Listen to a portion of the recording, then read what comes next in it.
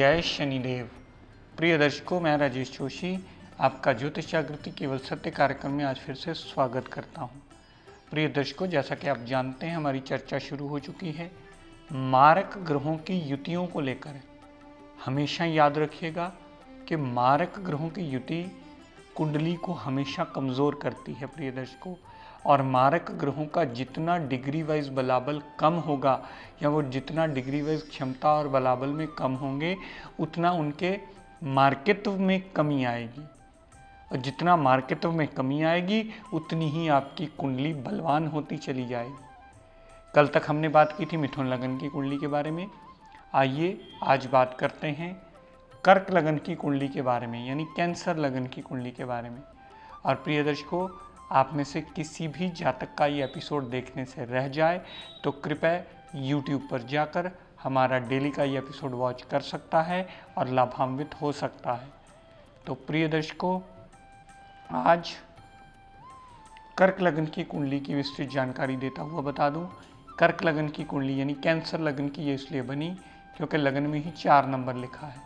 4 number cancer राशि मानी जाती है, जिसके स्वामी ग्रह चंद्रमा देवता माने जाते हैं। प्रिय दर्शकों, चंद्रमा देवता ने सूर्य देव को दूसरे भाव का स्वामी बनाया। दूसरा भाव आप भली भांति जानते हैं धन का, कुटुंब का और वाणी का माना जाता है। सूरज देवता प्रिय दर्शकों हालांकि चंद्रमा देवता के अति मित्र हैं, लेकिन इन दोनों का तत्व एक दूसरे को खत्म करने वाला तत्व है। अगर जल बढ़ जाए तो अग्नि खत्म हो जाती है, और अगर अग्नि बढ़ जाए तो जल का तत्व खत्म हो जाता है। इसलिए सदैव इस बात का स्मरण रखिएगा कि चंद्रमा देवता की कर्क लगन की इस कुंडली में सूरज देवता एक अति मारक ग्रह हैं जो दूसरे भाव के स्वामी। और प्रिय दर्शकों, चंद्रमा देवता ने बुध देव को क्या दिया? चंद्रमा देवता ने बुध देव को तीसरे भाव का स्वामी बनाया। तीसरा भाव मेहनत का, पराक्रम का, छोटे भाई बहन का, छोटी मोटी यात्राओं का, आपके हौसले का, आपके बाहुबल का। और बुध देवता को दिया 12वां भाव फजूल का व्यय, विदेश सेटलमेंट। विदेश सेटलमेंट के साथ साथ जेल यात्रा, अस्पताल का खर्चा, पागल खाने की यात्रा, ऐसी सारी चीज़ों का डिपार्टमेंट बुध देवता को दिया। तो बुध देव भी इस लगन कुंडली में तृतीयेश और द्वादशेश बने, जो कि अति मारक ग्रह बने। प्रिय दर्शकों, चंद्रमा देवता ने शनिदेव को क्या दिया? चंद्रमा देवता ने शनिदेव को 7वें भाव का स्वामी बनाया, डेली वेजेस का, पार्टनरशिप का और दाम्पत्य सुख का। और शनिदेव को दिया साथ में 8वां भाव। 8वां भाव मृत्यु तुल्य कष्टों का, मृत्यु, ऑब्स्टेकल, टेंशन, डिप्रेशन, एंग्जाइटी, इन सब चीज़ों का 8वां भाव दिया। और ये सारे कष्टों का भाव शनिदेव को दिया। तो इस लगन कुंडली में सूर्यदेव एक मारक ग्रह बने जो कि द्वितीयेश हैं, बुध देव जो कि तृतीयेश और द्वादशेश हैं वो एक मारक ग्रह बने, शनिदेव जो कि सप्तमेश हैं और अष्टमेश हैं वो एक मारक ग्रह बने। अगर इन 3 ग्रहों की युति प्रिय दर्शकों किसी भी भाव में हो जाए, मान लीजिए पहले भाव में ही हो गई, चाहे सूर्यदेव की दशा अंतरदशा चले, चाहे शनिदेव की दशा अंतरदशा चले, चाहे बुध देवता की दशा अंतरदशा चले, जातक सारी दशाओं में ही बहुत ज़्यादा कष्ट झेलता है। और वैसे भी प्रिय दर्शकों, शनिदेव की दशा अगर चल पड़े तो वो 19 वर्ष की होती है, बुध देव की दशा अंतरदशा चले तो 17 वर्ष की होती है, और ज़िंदगी का बहुत ज़्यादा लंबा अरसा उसमें निकल जाता है। और जातक भागता खपता टेंशन लेता ही रह जाता है, वो टेंशन से अपनी से कभी ओवरकम कर ही नहीं पाता। तो कहने का तात्पर्य कि सूर्यदेव, शनिदेव और बुधदेव की दशा अंतरदशा जब भी चलेगी और अगर इनकी कुंडली में युति बनी होगी तो बहुत ज़्यादा गलत और नेगेटिव रिजल्ट देगी उस जातक को। इसकी प्रॉपर ढंग से शांति करवाना अति अनिवार्य होगा। और अगर पहली दूसरी बार आपको ये बात ना समझ में आए तो अपने आसपास किसी विद्वान की मदद लीजिए और ये जानिए कि आपकी कुंडली में कौन से मारक ग्रहों की युति बनी पड़ी है और आपको उसे कैसे अपनी दशा अंतरदशा में शांत करना है। दर्शकों, यही सूर्य, शनिदेव और बुध देवता कुंडली के दूसरे भाव में पड़े हों। सूरज देवता अपने भाव में होने से कुछ एडवांटेजेस ज़रूर देंगे, लेकिन शनि देवता और बुध देवता की प्लेसमेंट दूसरे भाव में होना सदैव दूसरे भाव संबंधी नेगेटिव रिजल्ट देगा। परिवार साथ देने वाला नहीं होगा, धन का आगमन रुक जाएगा, वाणी जातक अननेसेसरी उग्र बोलेगा जो सामने वाला सुनना कभी पसंद नहीं करता। दर्शकों, यही सूर्य देवता शनिदेव और बुध देव कुंडली के चौथे भाव में विराजमान हो। यहाँ सूर्यदेव अपनी नीच राशि में आ जाते हैं प्रिय दर्शकों, शनिदेव अपनी उच्च राशि में आ जाते हैं और बुध देव अपने अति मित्र शुक्राचार्य के घर में आ गए। यहाँ पर तीनों ही ग्रह अपनी दशा अंतरदशा में सदैव आपको कष्ट देते मिलेंगे। और किसी ने अगर कह दिया कि आपका तो जी शनिदेव उच्च का है, आपको पॉजिटिव रिजल्ट देगा, तो कभी नहीं देगा। अपनी दशा अंतरदशा में वो सदैव आपको कष्ट देता मिलेगा। शनिदेव की दशा अंतरदशा चौथे भाव में पड़ी हुई भी माता से कष्ट, माता को कष्ट, गाड़ी, भूमि, वाहन, मकान, सुख सुविधाएं अगर लेने वाली हुई तो सदैव अशुभता के रिजल्ट देती मिलेगी। तीनों ही ग्रह चौथे भाव में पड़े हुए चौथे भाव संबंधी अशुभता के रिजल्ट जातक को देते मिलेंगे। यहाँ से जितनी दृष्टि उन्होंने दशम भाव पर डाली तो दशम भाव संबंधी भी जातक के लिए सारे अशुभता के रिजल्ट तीनों ग्रह देते मिलेंगे। और चलता चलता कामकाज भी बंद होने की कगार पे आ सकता है, चलता चलता काम भी रुकने की कगार पे आ सकता है, जॉब प्रमोशन ना होने का योग बनता है, सर्कल कम होने का योग बनता है, जातक का कामकाज बंद तक होने का योग भी तीनों ग्रह अवश्य अपनी दशांतरा में बना सकते हैं। दर्शकों, यही शनिदेव, सूर्यदेव और बुध देवता कुंडली के पंचम भाव में विराजमान।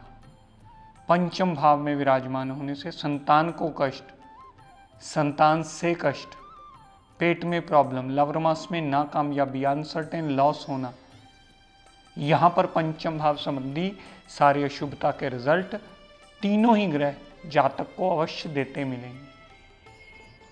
यहाँ से जितनी दृष्टि 11वें भाव पर डाली, लाभ में बहुत बड़ी कमी आना, बड़े भाई बहन से सपोर्ट ना मिलना, इच्छा पूर्ति के लिए जातक का बहुत ज़्यादा खपना और हेल्थ में छोटी मोटी प्रॉब्लम्स लगी ही रहना, पंचम भाव संबंधी सारे अशुभता के रिजल्ट मिलेंगे और 11वें भाव संबंधी भी सारे अशुभता के रिजल्ट मिलेंगे। ऐसे कई जातकों की संतान भी बहुत ज़्यादा देरी से होती देखी गई।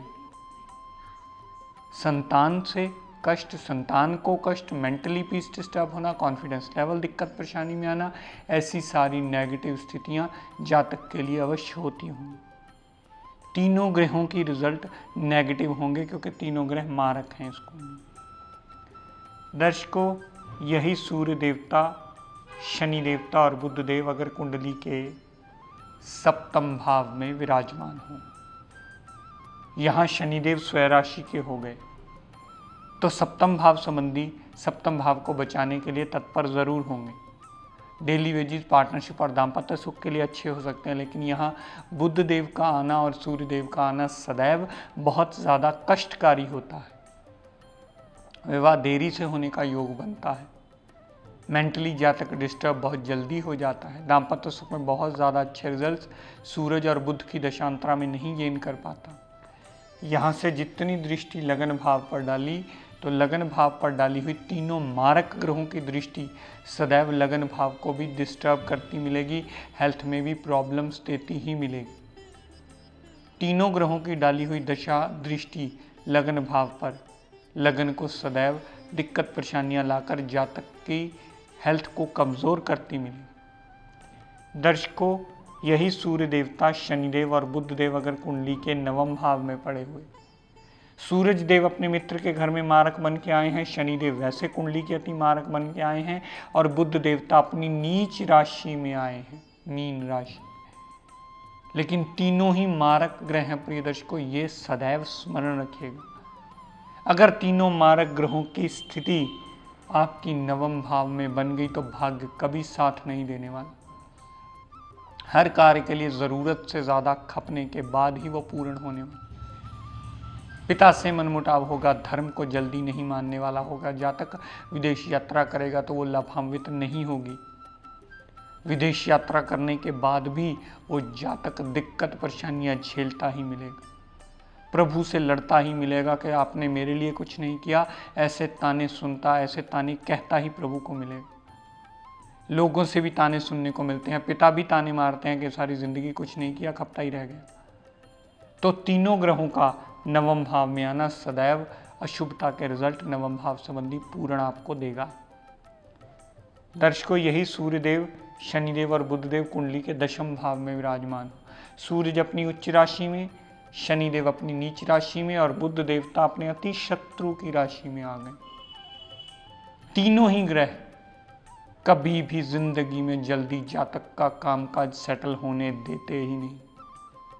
जातक का कामकाज सदैव खपने की कगार पे ही चलता रहता है और जातक जिंदगी में 10 काम बदलता है और उसमें कभी सेटल नहीं हो पाता। हमेशा भागता दौड़ता, खपता, खेचल, टेंशन, पैसे खर्च करता, बार बार काम बदल कर भी अनसेटल्ड का अनसेटल्ड ही घूमता रहता है। क्योंकि तीनों ग्रहों की दशाओं का भी पीरियड काफ़ी ज़्यादा लंबा माना जाता है। अगर सूरज 6 वर्ष के हैं तो शनिदेव 19 वर्ष के हैं, बुधदेव 17 वर्ष के हैं। इतने में ज़िंदगी का बहुत लंबा अरसा निकल जाता है। तो यहाँ प्रॉब्लमेटिक इशू हो जाता है और वो दिक्कत परेशानियों का कारण बनता है। तो कामकाज में हमेशा ऑब्स्टेकल्स आती हैं। दर्शकों, यही सूर्य, शनिदेव और बुधदेव अगर कुंडली के 11वें भाव में पड़े, पैसे का अभाव सदा बना रहता है, बड़े भाई बहन से सदा क्लेश मचता है, इच्छा पूर्ति के पीछे जातक भागता है और वो कभी पूर्ण कर ही नहीं पाता और हेल्थ प्रॉब्लम कोई ना कोई सदा उस जातक को लगी ही रहती है। छोटी सी भी इच्छा के लिए अगर वो अपनी जीवन में कर लेता है तो उससे बहुत ज़्यादा खपना पड़ता है और तब भी वो जाकर जब उसका चाम खत्म हो जाता है तो वो पूर्ण नहीं कर पाता। तब जाके थोड़ी सी इच्छा पूर्ति होती है। मान लीजिए मोटरसाइकिल का किसी ने सोच लिया तो वो पैसे जोड़ता रहता है, 2-3 साल 4 साल पैसे जोड़ता रहता है और जब वो उस टाइम पर पहुंचता है तो या तो कीमत बढ़ जाती है या मॉडल बदल जाता है, कोई ना कोई और प्रॉब्लम शुरू हो जाती है, तो वो कभी प्रॉपर ढंग से अपनी इच्छा को पूरी कर ही नहीं पाता। यहाँ से जितनी दृष्टि तीनों ग्रहों ने, सूर्य, शनिदेव और बुधदेव ने पंचम भाव पर डाली, संतान को कष्ट, संतान से कष्ट, पेट में प्रॉब्लम, लवर मास में नाकामयाबी, अनसर्टेन लॉस होना, यहाँ के संतान होकर नष्ट हो जाना, ऐसी सारी स्थितियाँ भी ये तीनों मारक ग्रह पंचम भाव पर दृष्टि डालकर जातक के लिए अवश्य क्रिएट कर देते। तो हमेशा विवेचन करते समय ख्याल रखिएगा अपनी कुंडली में जब भी मारक ग्रहों की युति बनेगी वो कुंडली के लिए सदैव अशुभ होगी। मारक ग्रहों का डिग्री वाइज बलाबल में कमजोर होना कुंडली के अच्छा बल देने में सक्षम होता है। तो प्रिय दर्शकों, आज अपनी वाणी को यही विराम देता हूँ। हम सब के लिए मंगल कामना करता हुआ शनिदेव से ये प्रार्थना करता हूँ कि हे शनिदेव हम सब पर अपनी कृपा दृष्टि, दया दृष्टि सदैव बनाए रखें। जय शनिदेव। प्रिय दर्शकों, आप सबके लिए एक बहुत बड़ी खुशखबरी, वो दिन आ गया है जिसका आप बहुत लंबे समय से बेसब्री से इंतज़ार कर रहे थे। हमारे इंस्टीट्यूशन ने एडमिशन ओपन कर दिए हैं। आप सब लोगों से निवेदन है, जो भी इस विद्या को सही दिशा में सीखने के, समझने के, इसे पढ़ने के इच्छुक हों, वो हमारे इंस्टीट्यूशन में आके हमें संपर्क करके अपना फॉर्म ले जाएं। और क्योंकि हमारी क्लासेस 1 दिसंबर से शुरू होंगी, आप अगर इससे कुछ अधिक जानकारी लेना चाहते हैं तो हमारे इंस्टीट्यूशन में फ़ोन करके संपर्क करके जानकारी ले सकते हैं।